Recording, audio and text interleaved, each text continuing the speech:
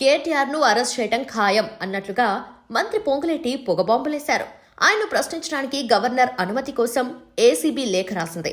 తనను అరెస్ట్ చేయడం ఖాయమని కేటీఆర్ కూడా రోజూ ఓసారి జైలుకెళ్ళడానికి సిద్ధమని ప్రకటిస్తూ వచ్చారు. 3 నెలలు యోగా చేసుకుని పాదయాత్ర ప్రారంభిస్తారని బెదిరించేలా మాట్లాడారు కూడా. అయితే గవర్నర్ నుంచి పర్మిషన్ రాలేదు.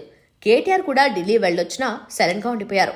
ఇప్పుడు రేవంత్ రెడ్డి కూడా ఆయన్ను అరెస్ట్ చేయడంపై కామెడీగా మాట్లాడారు. జైలుకు వెళ్ళొచ్చిన వాళ్లంతా సీఎంలు అవుతున్నారని, తాను కూడా సీఎం అవుతారని భావించేందుకు జైలుకు వెళ్లేందుకు ఉబలాట పడుతున్నారని రేవంత్ రెడ్డి సెటైర్ వేశారు. అలాంటి అవకాశం ఉంటే ముందుగా కవిత సీఎం అవుతారు కదా, అవకాశం కూడా ఆయనకు లేదని తేల్చేశారు. కేటీఆర్ ఆ ఉద్దేశంతో అరెస్ట్ అవ్వడానికి సిద్ధమయ్యారా లేదా అన్న విషయం పక్కన పెడితే, బయటపడిన అవినీతి వ్యవహారాల్లోనూ చర్యలు తీసుకోవడానికి రేవంత్ ప్రభుత్వం ముందడుగు వేయలేకపోతోందని మాత్రం అనుకోవచ్చు. ఫార్ములా ఈ రేసు విషయంలో లెక్కాపత్రం లేకుండా 55 కోట్ల రూపాయలు దేశం దాటిపోయాయి. తామే ఇచ్చామని కేటీఆర్ చెబుతున్నారు. అలా ఇచ్చిన దానికి పత్రాలేవి అనే ప్రభుత్వం ఆయన్ను విచారణ అడగాల్సిందే, కానీ అడగటం లేదు. ఇతర అవినీతి కేసుల్లోనూ విచారణలు ఏడాదిగా సాగుతున్నాయి. ట్యాపింగ్ కేసు ఎక్కడిదక్కడే ఉండిపోయింది. ఈ కేసులోనూ కేటీఆర్ కీలక నిందితులని కాంగ్రెస్ వర్గాలు చెబుతూ వస్తున్నాయి.